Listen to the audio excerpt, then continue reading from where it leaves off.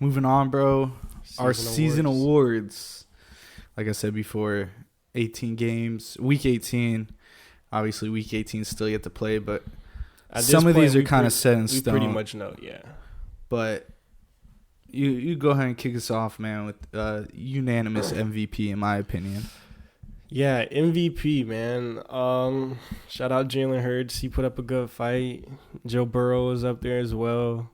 But, I mean, it's Patrick Mahomes. 5,000 passing yards this season, 40 touchdowns, and since it happened in Week 17, his 5K passing yards still happened in the same amount of games as before. He didn't get the extra game because he didn't play it yet. So that's still really impressive. He didn't hit 5K without the extra game. I believe he becomes the third player in NFL history with multiple 5,000 passing yards seasons. I think Drew Brees has 5, Brady has 2, and now Patrick Mahomes with 2.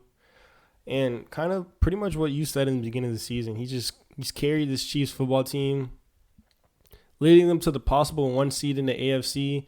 We know how competitive that has been this season. A bunch of teams playing good, a bunch of teams winning. And right now, he's literally the best player in football. Like, he's the best player. Most important, means the most to the Chiefs. Things he does week in, week out is just really unbelievable. The way he throws the ball, arm talent, his improvisation skills where he can just make something out of nothing, angles he can hit with his arm. Pretty much everything he does is just incredible. Best player in the league, definitely deserves MVP. And I think when it's all said and done, man, I don't know if he'll come close to Brady's. How many Super Bowls does he have now? 6? I think it's 7. 7? Something like that. 7. Whatever crazy number Brady got in Super Bowls. Might not come close to it, but I think when it's all set in stone, Patrick Mahomes will be the best quarterback of all time. It's not crazy to say. Nah, not at all. But next up, Offensive Player of the Year. Talked about him last week. Got shut down this week. Only 15 yards. Gonna need a little help to hit 2,000 receiving yards. Justin Jefferson. He's about 229 yards away.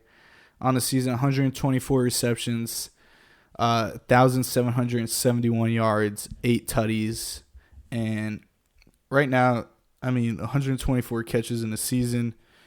Hitting that 100 marks is big. You're obviously the best target on your team, most trusted, and when they need him, he shows up. Besides last week, but just remember that Bills-Vikings game. Kirk Cousins just threw up a prayer on 4th down, and Jay Jets makes probably the catch of the year.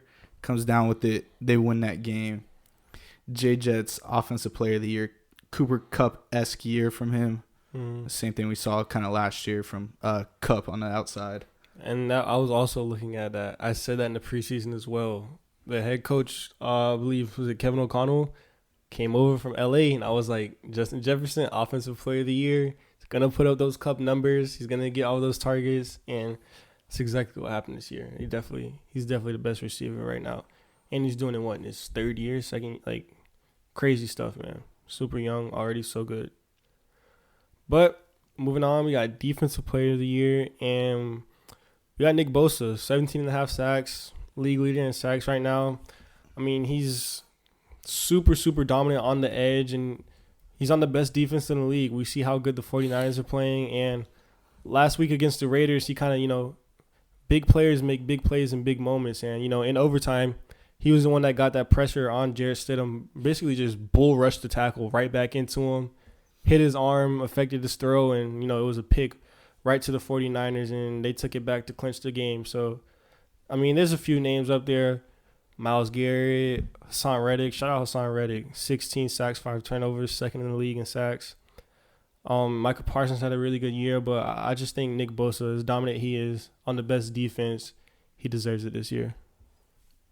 Yeah, definitely agree. Next up, Offensive Rookie of the Year.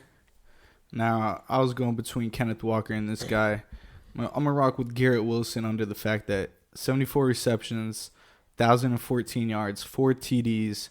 He had a revolving door of QBs this year. Started off with Joe Flacco. Yep, none of them were good. Started off with Joe Flacco, and you went to Zach Wilson, who couldn't get the ball to anybody on the team, and then Mike White, who's probably the best quarterback they've had all year. And look what happened last week.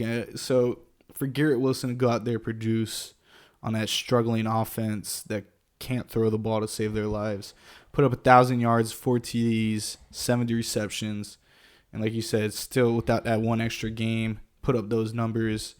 He's going to be a special player on the outside for years to come. Hopefully not for the Jets, but we'll see. Yeah, and I want to shout out Kenny Pickett, man. He's come to life at the end of the season here. I know you talked about how you don't want to see him in the playoffs with the Steelers, but I mean the last 2 games must win to keep their playoff chances alive.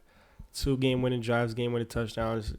You got to give credit to him where it's due, man. I think he could win it just because it's that position. Y'all know how the league just loves to just give awards to quarterbacks. So if Kenny Pickett wins it, I wouldn't be surprised, but I do think Garrett Wilson is just as, if not more, deserving because he had a lot more consistent year. Yeah. I was looking at offensive rookie of the year odds earlier today. I mean, all of the odds. And I think they had Kenny Pickett up there. I got to see where. But, I mean, they had Brock Purdy on it.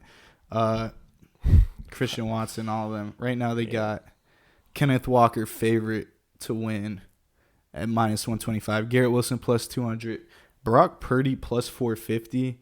Kenny Pickett plus 1,800. And then Christian Watson plus 2,500. I don't know how accurate this is. Sportsbettingdime.com. So just the Shout odds out tracker. Vegas. Yeah. Kenneth Walker, he started off hot, but he's had kind of a quiet year towards the end and the middle. Although he did have a good game last year. Still 1K rushing. I think he got like 8 TDs or something like that. But yeah, but I think I like Garrett Wilson was harder just because that team. Yeah. Moving on to defensive rookie of the year. Shout out to the New York Jets, man. Sauce Gardner is who we got. Lockdown corner, Pro Bowl year for this guy. Just as a rookie, he's made an immediate impact for the Jets this season. Long-range physical corner. He's matched up pretty well with, NFL caliber receivers this year coming from that smaller school in Cincinnati. And the Jets just killed this draft, man. You got arguably the defensive rookie and the offensive rookie of the year on your team. You're setting yourself up for success. Sauce Gardner, we all know, he has the name. He has the image, social media, everything. He's been killing it this year. Best player in football on the defensive side of the ball as a rookie. And you said small school, man. Shout out to the AAC, man. Still Bearcats down. Go Knights. But just want to say, bro, they could draft everything but a quarterback. Yeah, they really got every single position right but the quarterback. But, that's just how it is. That's the hardest position to get right, bro. But next up, comeback player of the year. Going with CMC. He's got 234 rush attempts, 1,094 rushing yards, 8 touchdowns on the ground. Pair that with 49 receptions, 430 yards, and 3 touchdowns receiving. The total of 0 fumbles lost this year. He did put the ball on the ground once, but it wasn't recovered by the opposing team. Taking care of the ball, you score 11 total touchdowns and combined for 1,500 scrimmage yards. Being that he started in Carolina too, and definitely bounced back, man. We haven't heard a lot of CMC. Saquon had a good comeback. Someone I thought played good as well coming back, Travis Etienne. Yeah. But, CMC is just doing on a whole nother level. He went over there in San Fran and just exploded, man. Clearly, this is what Kyle Shanahan run offense looks like with a, top-level running back. We've seen him do it with, the lower level undrafted 6th-round guys. Now you give him a superstar like Christian McCaffrey, and he's just putting up numbers every single week. Not mad at it. Shout out my boy Gino too. He's also in contention, but we comeback player of the year, just playing for the Jets, bro. I don't know how that's a comeback, but literally anyone could have a comeback. He was off on the that Chargers team. too last year behind Surprised didn't puncture his lung. I think he sat behind somebody after the Jets. I can't remember what team. Regardless, anyways, not mad at CMC, man. He's been balling out. And we got coach of the year, and this was an interesting one. I think there were a lot of coaches this year who you could have given the nod to. A lot of surprises this year, but we kind of touched on it earlier in the show how we just didn't believe, or I personally didn't believe in the Giants, and I could be because I'm a hater and an Eagles fan. But ultimately, I got to give respect to Dable and what he's done with that team, man. He's transformed his Giants team. You know, coming in, everyone had low expectations, but ultimately he's clinched a playoff spot before the season even ended. He's got the Giants sitting at 9-6-1. It's unfortunate they're in the NFC East because that record would be enough to have first place in a few divisions this year. So we seen what he's done with Daniel Jones. He's taken major strides this year. He's having his best season. Really looked dominant in that game against the Lions last week where it's a win and you're in, and he pretty much took over. You just mentioned Saquon's been balling. He's cracked 1,000 again this year. Looking explosive as ever. Defense making plays.